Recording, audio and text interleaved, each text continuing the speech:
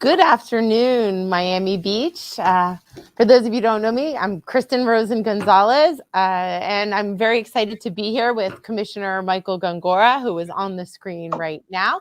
Miami Beach right now is in the middle of an election. We are in the middle of early voting. Early voting started on Monday. It runs all the way to October 31st. Yes, that is right. In the city of Miami Beach, we have 14 straight days of early voting, which is a little bit stressful for many of the candidates in these races, but it does allow access so that you really can vote at any time. So this week, you can vote in Miami Beach from 7 a.m. to 3 p.m., and I believe it changes on the weekends from 8 a.m. to 4 p.m. There is a lot of access to voting. And the following week, it's like 11 p.m., 11 a.m. to 7 p.m.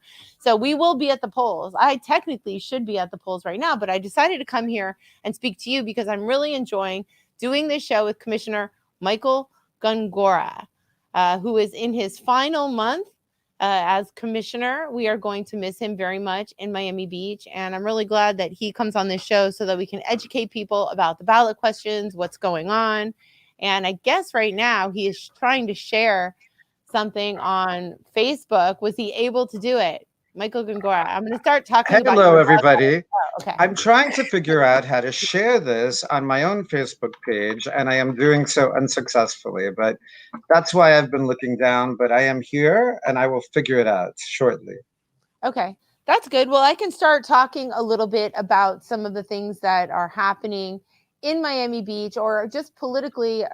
Yesterday, I saw in the Miami Herald that Annette Taddeo filed to run for governor of the state of Florida, which means that there are now many gubernatorial candidates. I believe that means you have Charlie Crist running as a Democrat for governor, Nikki Fried, Annette Taddeo. Is there anyone else running for governor right now in a Democratic primary?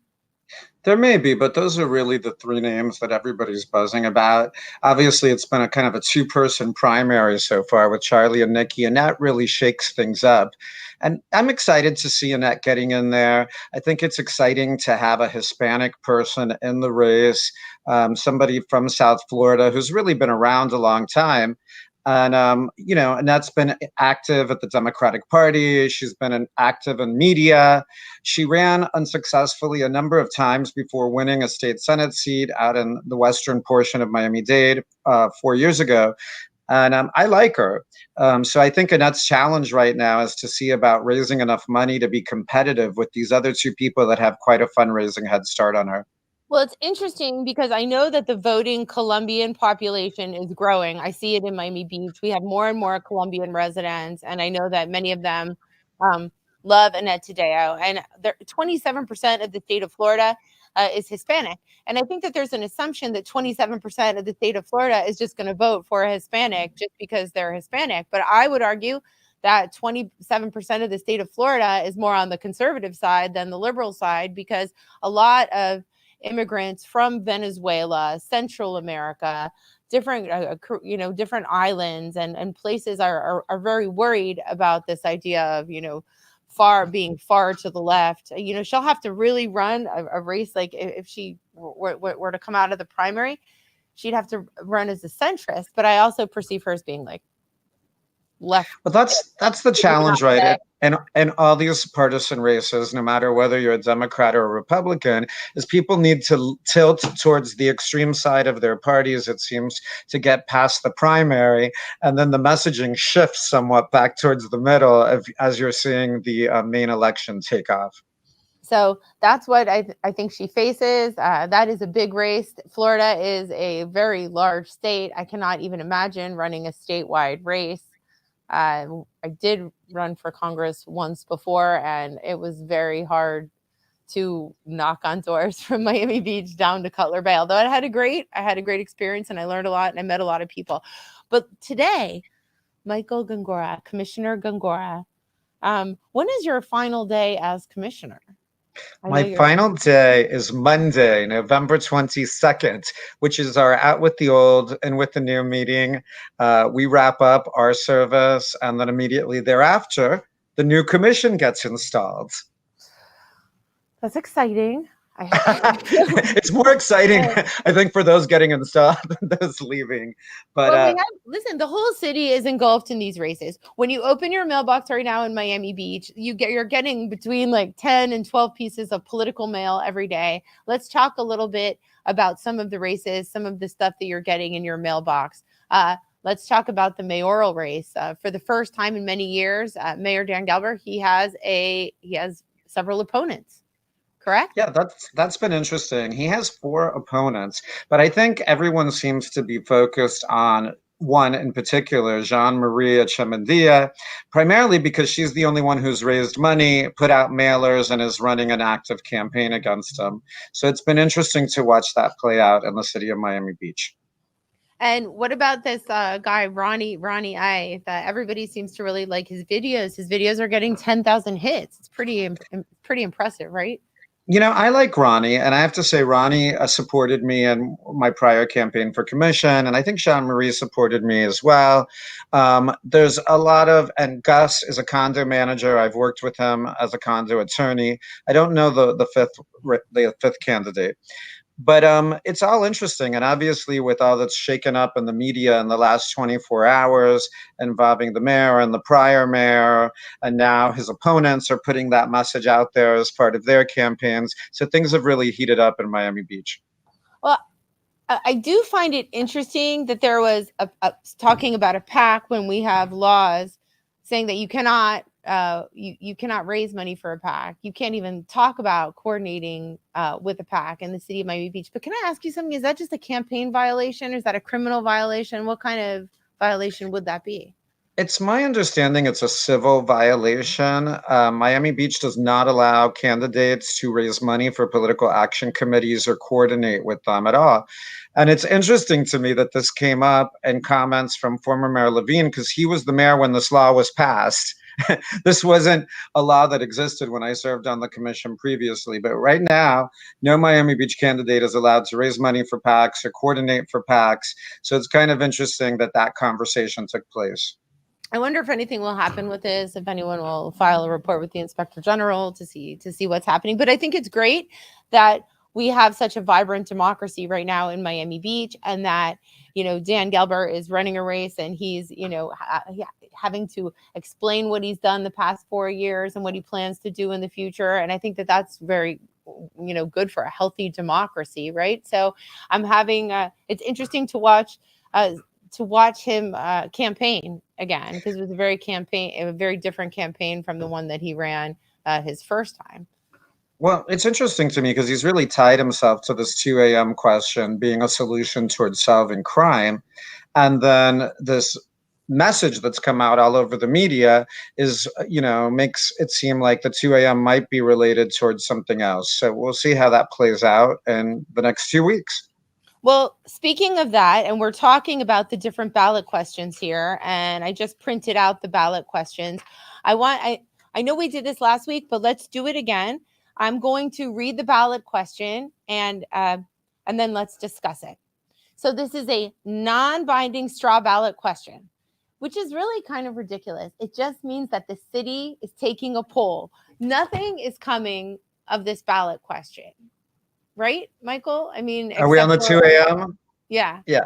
Yeah. On the 2 a.m., you are correct, Kristen. It's a straw ballot to ask the voters' opinion on whether the commission should pass an ordinance prohibiting the sale of alcohol at 2 a.m. instead of 5 a.m., subject to various exemptions that the commission determines would be appropriate.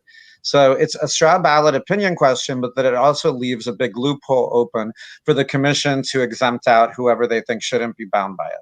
Well, that's the part that I have a problem with, is the second part. It says, would you support changing a 5 a.m. termination time to 2 a.m. throughout the city with specific locations and related restrictions and exemptions to be determined by city commission by ordinance? Now, it doesn't say what that ordinance is going to say. We don't know how much power that's going to put in the hands of just a few select few people. And once you wield the power to either have a nightclub or not, and there's not very many places in the state of Florida that has this 5 a.m. Liquor law, correct? So it's really, Yeah, Would you I'm not say? sure. I mean, Miami, city of Miami, some of the areas go like 24 hours, but City of Miami has it. So people don't understand that this is not exempting alcohol sales until 2 a.m. citywide. What it's doing is it's pushing the power to decide who gets a nightclub, who doesn't, who can sell liquor until 5 a.m. into the hands of a select few. And we don't know any criteria surrounding what it takes to get a license. So it could be targeting certain people and maybe not. Listen to this. It says, Levine received over $800,000 in donations to his PAC after he put the 2 a.m. straw ballot rollback on the ballot in 2017. Interesting. yeah, um, I don't think it's a good ballot question. I understand a lot of our residents believe that it's an important tool in really changing our city and especially the entertainment district or the Art Deco district. I don't think it's the tool that it's being sold as being.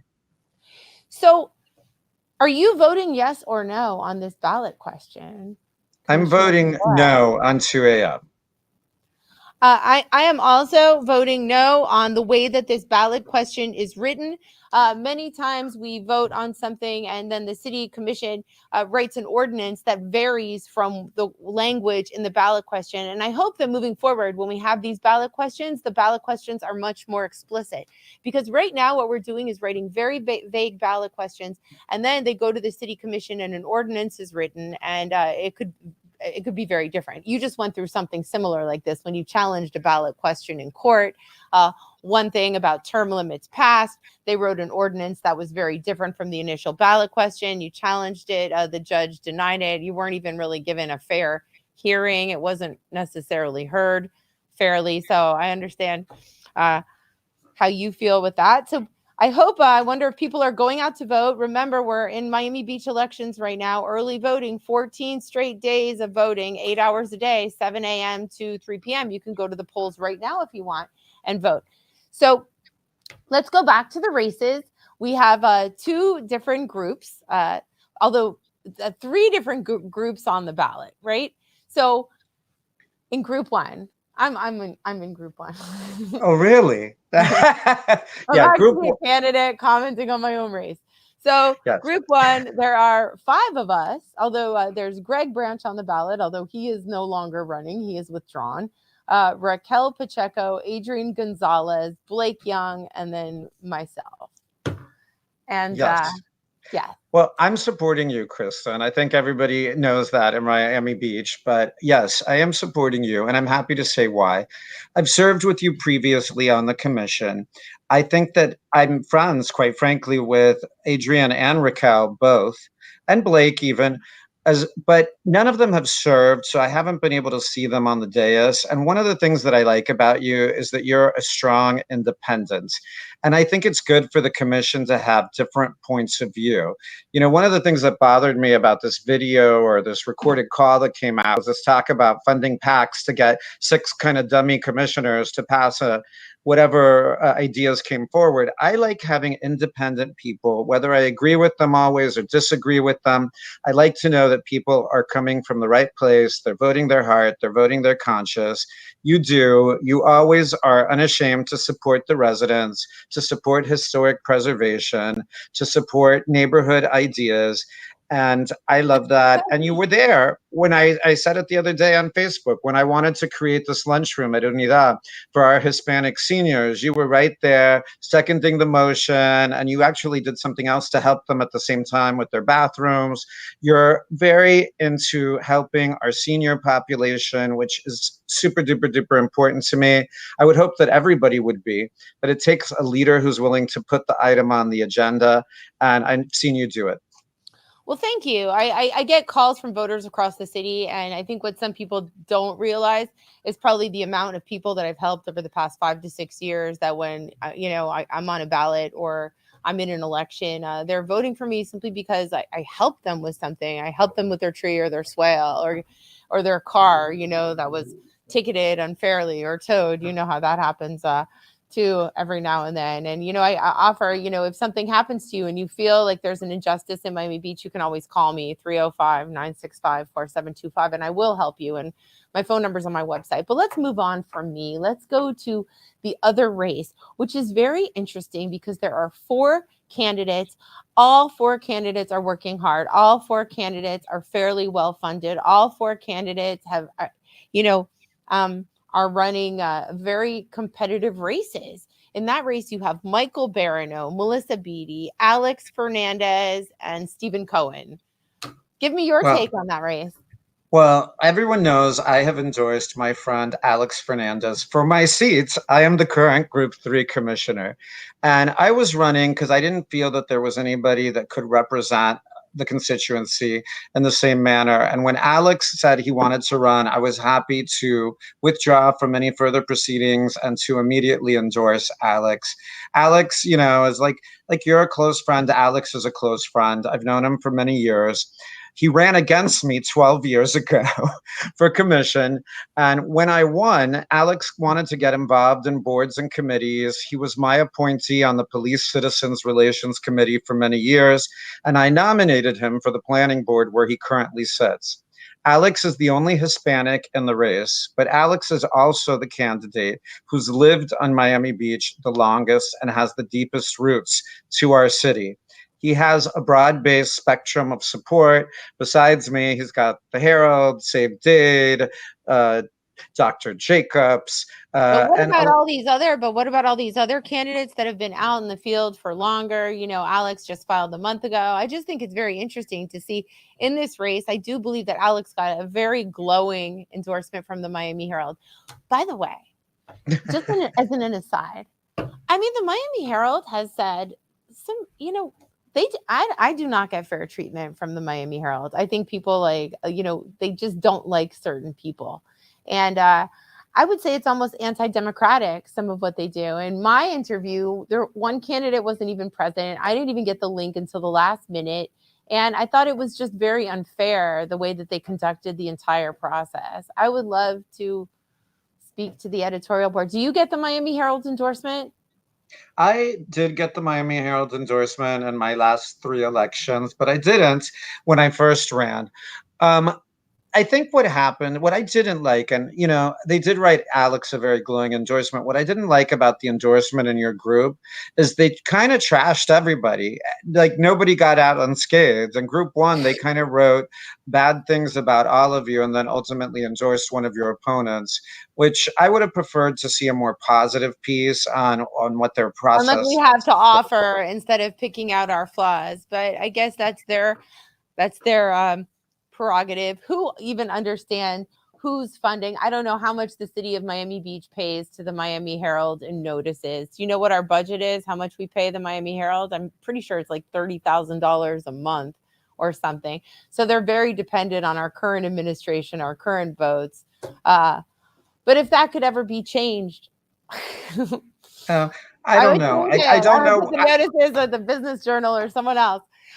I'm a subscriber. I wanted to say to them, you know what? I subscribe to you guys, but I'm considering giving it up based on subjective journalism. Although Martin has been fair in some of his articles this time. I will say that Martin Vasolo in his coverage of certain stories hasn't been as skewed as some of the articles in the past. Would you not agree?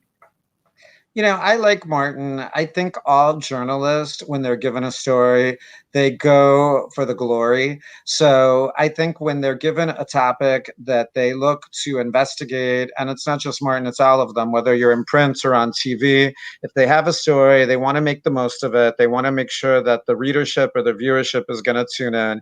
So they go for the drama. And that's what it takes to get a good headline and get people to click that link and read that story or view that news piece. Yeah, they go for the clicks, lots of clicks. Mhm. How can we see who's commenting on this, Andreas? I wanted to see the news feed of people who are commenting because we have a stream. Daniel Miller, she wants to kill gay nightlife. Oh, and then he says something. He says the F word. I don't give a she supported you, or nor does anyone else. I don't even know what that means. Daniel Miller is always upset. We told you we're not killing gay nightlife, Daniel. So don't get so upset about it. Let's keep going. One thing that's interesting is that the Miami-Dade County Homeless Trust is running a campaign in the city of Miami Beach. You told me that you got some mail based on a ballot question. Let's talk about that very quickly. It says, would you support the city commission adopting a resolution urging the Florida legislature to amend section blah, blah, blah, to allow for collection of a 1% tax on food and beverage sales for consumption on premises in the city of Miami Beach, and it would not apply to hotels and motels in order to assist homeless persons and those at risk of homelessness, and for the construction and operation of domestic violence centers. Now, a lot of people are voting yes to this just because it says homeless assistance, domestic violence centers. How will you be voting on this, Michael? Well, I unfortunately am going to be voting no on this question, but this is another straw ballot question to the public, only to ask your opinion on whether the commission should send a resolution to the state of Florida to tax our Miami Beach restaurants an extra penny tax for those two issues. But that money would go off the beach to the Miami-Dade County Homeless Trust and the domestic violence groups that are on the other side of the causeway. So the money would come from our restaurants off the beach to fund those organizations off the beach. I am a huge advocate for domestic violence victims. I started my law career as a domestic violence court coordinator in the domestic violence courts in the early 90s in Miami-Dade County. And I have a lot of empathy for victims, and I believe Miami Beach should do everything we can to assist them. I voted to increase funding over the years for both domestic violence programs and homelessness programs, and will continue to do so. I'm just not in favor of the tax on our businesses. Yeah, just so that people know, Miami Beach is already funding domestic violence. We already are funding the homeless trust. I don't know what our percentage is, but this is bizarre because this is saying that Miami Beach is writing a resolution and asking Tallahassee, please tax us. Please, Tallahassee, tax us, right? Tax us 1 point more. Tax our tourists, tax our residents who want to go out. I mean, that doesn't make sense. I don't know anybody who asks to be taxed more. Do you, Michael? It's an unusual item, and it's been very controversial, even getting to the point of being a straw ballot question. It's been raised by one member of the commission a few different times over the past few years, and it hasn't gotten commission support. Yeah, we always vote no on it. And then finally, let's go to we only have time for one more ballot question. We have right now the amending the lease of city property for the Holocaust Memorial site. I know that on the ballot there is an issue for the Holocaust Memorial to extend the lease with the Jewish Federation, and on that site they are going to build a 7,000 square foot learning center promoting tolerance and human rights. And I think that that's something that everybody can get behind. It's something that everyone can vote for. I don't believe that anybody is voting against the Jewish Federation and voting against the Holocaust Memorial Learning Center. Correct? What I say? I mean, I don't know how you're voting, but that's no, how I agree. I agree with you. And it's been interesting because that's the only issue on the ballot that I haven't got a piece of mail on for or against. Oh, really? I wonder if the Jewish Federation is running a campaign at all. It's very, very interesting. Well, I have a feeling that this probably polls at like 85% passing. There's some people that will vote no on anything, but I would say the majority of the Miami Beach electorate is getting behind the Holocaust Memorial Learning Center, 7,000 square foot learning center. That's great because a lot of their events, like I said last week, they hold them outside. It's too hot. You're dependent on the elements. If they have a learning center, then they can hold events inside. And I think that will be great because they do have very touching events. Have you attended over the years, you and I together have attended events at the Holocaust Memorial, and it's always very touching to hear the survivors tell their stories, like Tibor Hollow. I'll never forget when he talks of the March of Death and Auschwitz, and his narrative is so compelling that, I mean, when I think about it all the time, and I think about that because I learned about it at the Holocaust Memorial. So there's not many survivors that are still alive. So it's very important to, hear their stories. And I'm sure as an elected official, right, you feel the same way. No, absolutely. I heard Tibor's story as well. He's obviously a high profile Miami Beach resident who has that compelling story. But I think in Miami Beach, we've all done our part to ensure that we never forget what happened in the Holocaust. And I believe that our community is very supportive of all of the issues, Jewish issues, gay issues, Hispanic issues. You know, we're one big melting pot in Miami Beach. And I think the Learning Center will pass. I believe it will. We don't even have time to go into the Smith and Walensky lease today, but I really like that we're doing this show. You know, whatever happens, you know, after this election, we should continue to do a weekly show and just gab about politics because I think it keeps us engaged, involved, and you know, the community newspapers is nice enough to always have given me a platform during the pandemic. I was out with my camera and Mevo, and you've always helped me when it comes to issues. So thank you for that. And give a pitch for people to come out and vote because voting is happening right now. You can literally Yes. go to the polls right now and hopefully cast your vote for me.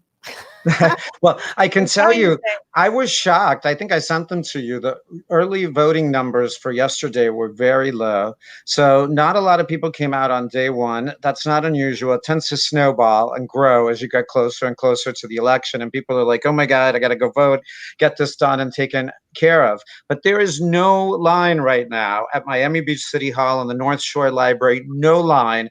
Go cast your vote. Don't wait another day. Make sure you go cast your vote for good candidates like Kristen and Alex. At least go see the people working there because only 40 people voted at the North Shore Library. 44 people voted yesterday. And I have to tell you, there might be 30 people outside of the polls holding signs, t shirts. It really is a circus, our Miami Beach elections. We really do celebrate democracy in our city. We've got tons of candidates. A lot of candidates are well funded. So it's never a dull moment at early voting. Go ask questions about the candidates. I am leaving here right now and going to City Hall for the final hour of early voting. It was very hard, you know, running for office this morning. It was like my midterm. I was administering a midterm exam to my students at the Kendall campus. So, you know, it's like you got to wake up, run to Kendall, give your exam, run back to the polls. So, you know, it's always interesting to be a working person who is running for office. I know you always took a leave of absence, right?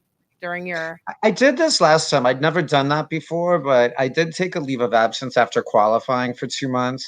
And it did really make life somewhat simpler. There's so many things that you have to do when you're campaigning for office. I know. Well, I'm going to be home tonight grading midterm exams. So, thank you for joining. And if you have any questions, feel free to reach out to me or Michael about anything. My number, Feel once again, free.